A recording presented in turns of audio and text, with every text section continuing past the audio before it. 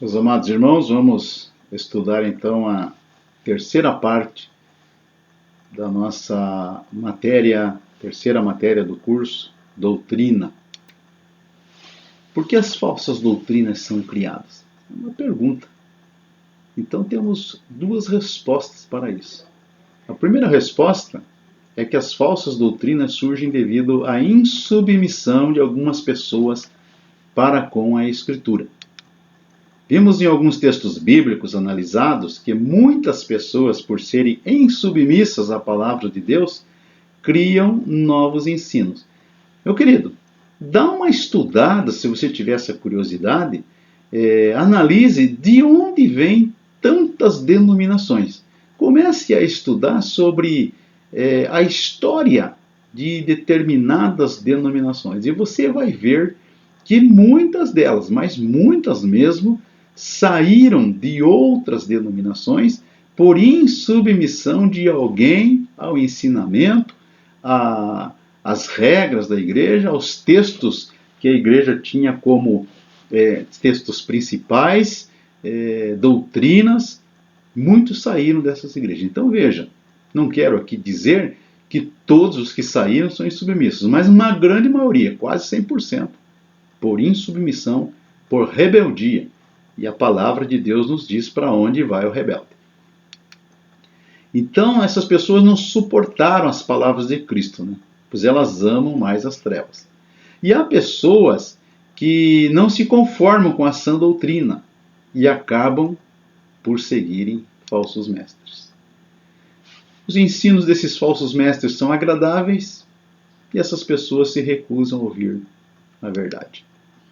A segunda resposta para a pergunta tem a ver com a questão de interpretação do texto bíblico. Cremos que um dos problemas mais graves das igrejas está relacionado com essa questão interpretativa. Saber interpretar a Bíblia é de fundamental importância. Se muitos pastores se apercebessem disso, não haveria tantas falsas doutrinas. Definição de costumes, irmãos. Então, costumes são princípios morais e éticos estabelecidos por convenção humana. São criados a partir de um ponto de vista, ou mesmo de uma interpretação de um texto bíblico. Se por um lado, doutrina é aquilo que é ensinado pela Escritura, por outro lado, os usos e costumes são aquelas exigências pedidas pelas denominações como padrão de conduta de seus membros. No âmbito pentecostal, é comum usar o termo usos e costumes para se referir ao padrão de um cristão. Por exemplo, algumas igrejas proíbem as mulheres de usarem calças compridas, brincos, joias, proíbe de cortar o cabelo, depilar-se e por aí vai. Aos homens são proibidos usar shorts, cabelo comprido e tantas outras situações também. Ainda hoje é muito comum em cultos de doutrina o ensino de usos e costumes, e não o ensino de doutrinas que sejam de fato bíblicas. Qual foi a última vez que pastores ensinaram em seus púlpitos sobre a doutrina da Bíblia? Quando eles ensinaram sobre a doutrina da inspiração da Bíblia em sua igreja? Quando foi que eles ensinaram sobre a divindade do Espírito Santo? Aliás, estamos estudando na escola bíblica dominical, encerramos um trimestre onde aprendemos sobre o Espírito Santo, e estamos iniciando um trimestre onde vamos aprender mais sobre os dons espirituais. Se você não é aluno da escola bíblica dominical, venha fazer parte, você vai aprender coisas muito importantes. Muitos membros nas igrejas não sabem nem sequer citar um texto bíblico que fala sobre a divindade do Espírito Santo. Terrível isso.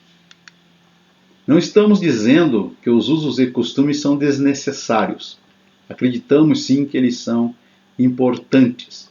O que estamos querendo dizer é que confundir doutrina com usos e costumes é algo que revela uma ignorância muito grande. Doutrina é tudo aquilo que as Escrituras nos ensinam como regra de fé e de prática. Usos e costumes são aquilo que os homens nos ensinam, com base nas Escrituras ou não.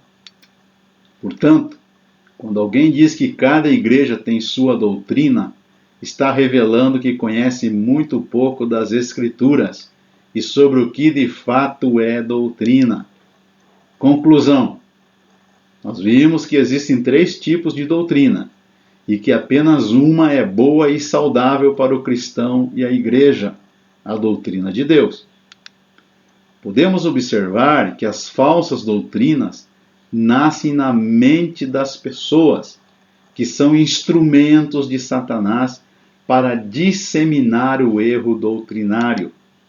Ficou claro também em nossa análise que usos e costumes não têm nada a ver com doutrina.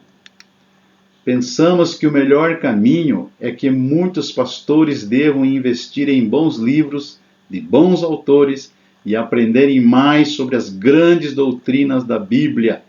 E na matéria de teologia sistemática, nós sugerimos lá alguns livros para aprendermos sobre teologia e sobre doutrinas também, alguns desses livros que foram indicados lá. Passem esse conhecimento para as suas ovelhas. Uma igreja fraca de doutrina torna-se um alvo fácil para heresias, apostasias e morte espiritual de seus membros. A liderança deve estar preparada teologicamente para alimentar os membros de sua igreja com conteúdo bíblico. Para isso, nós temos boas escolas de teologia que oferecem conteúdo teológico bom e confiável. A preparação do líder é da mais alta importância. Que Deus abençoe você, meu irmão. Que você, minha irmã, possa estar recebendo este ensinamento, ele encontrando guarida no seu coração e você se dispor a ler a palavra do Senhor, você se dispor, se despertar para fazer aquilo que é agradável a Deus. Continuamos à sua inteira disposição. Agradeço ao meu Deus por poder fazer esta matéria e trazer para vocês. Louvo o nome do Senhor. Continuemos firmes no propósito de servir a Deus. Não desiste, não desanime por nada neste mundo. Fica firme na presença do teu Pai Celestial e Ele vai dar a graça e a unção que você necessita. Quero fazer uma oração e pedir a Deus que abençoe a sua vida e que você seja um vaso nas mãos dele. Querido Pai Celestial, muito obrigado por podermos, Senhor, ministrar esta matéria de doutrina.